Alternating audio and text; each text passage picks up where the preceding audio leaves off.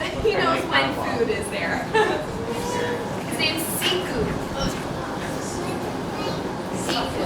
S-I-K-U. You have the one? Get just one, yep. You just came in. My name is Jessica from the learning team, and I'm very excited to be here with you this afternoon because we're going to get a chance to see our polar bear up close, learn a little bit about how we care for him through training, and get a chance to learn a little bit about how they survive in a pretty harsh environment up in the Arctic.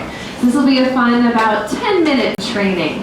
So this just means that we are requesting some behaviors from him, and he is hopefully choosing to do the correct behavior to receive a reward. Now the reward he's getting today is food, so that is what's in the blue bucket that Dana brought out with her. And he is getting fish today. So there are many different kinds of rewards we can, but we make sure that he's getting just the right amount to stay nice and healthy here. Some of those rewards could also be things like fruits and vegetables. I think I saw some pieces of carrot there. He can also get things like salmon. Oh, I'm sorry. Yes. So, well, he does sometimes get fruits and veggies. So he would get things like lettuce or even grapes or blueberries too. So in the wild, they would mostly be eating, anyone know off the top of your head, what's the one thing they eat in the wild? Seals. Very good. So yeah, in the wild, they'd mostly be eating seals, and we'll talk about why in just a little bit. But here, we're making sure that he's still getting some of those healthy foods like fish, and in the wild, every once in a while, they'd still look after some of those fruits and veggies too. Now, all the behaviors that we're asking for here are ways for us to check on his health. So this is one of my favorite behaviors because you get to see his full height. When he stands up on his hind legs like that, he is 9 feet tall.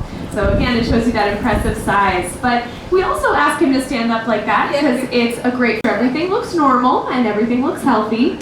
So we can also ask to look at his paws like you see here. Make sure that those claws are healthy and that the bottom of his feet are nice and healthy.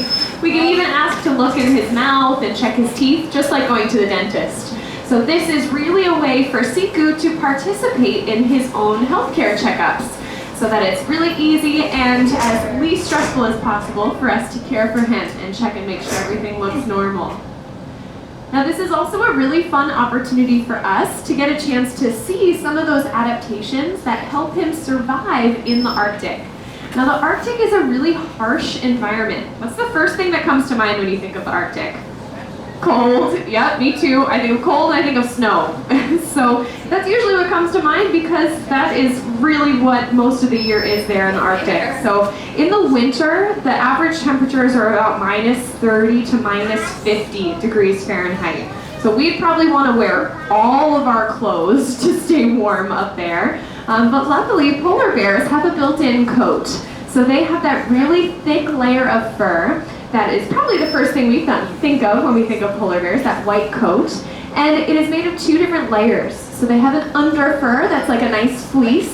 And then they also have an outer layer of guard hairs that works kind of like a windbreaker and helps protect them from ice and snow and wind. We're getting a good look at that coat there on his neck as he's showing Dana all the different parts of his neck there.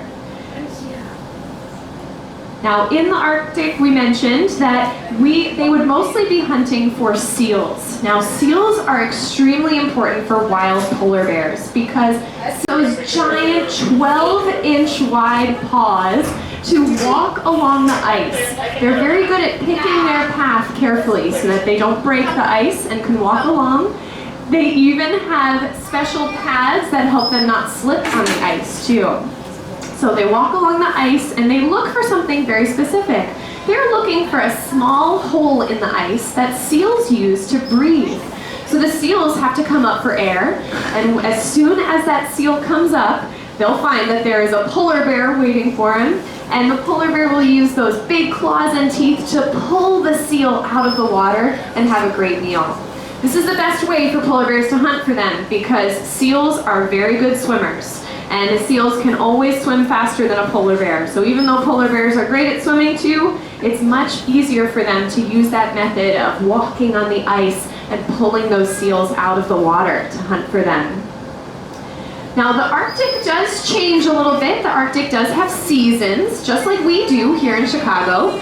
So what you see in front of you, we call the Arctic tundra. And this is what their habitat would look like, mostly in the summertime. So there would be some grass, there would be rocks, all these things for things that we need. But what's happening is that there's extra carbon dioxide that these fossil fuels are releasing when we burn them, and it's forming a heat-trapping blanket around the planet. Now, it's first starting to show up in the Arctic. So what happens to ice when it starts to warm up? It melts, right? So a lot of that ice that polar bears rely on to find their food is starting to disappear. So there's not quite as much in the winter and not quite as much is forming. So what's happening is polar bears are having a little bit more difficult time trying to find all those seals that they need to maintain this huge size that you're seeing here in front of you.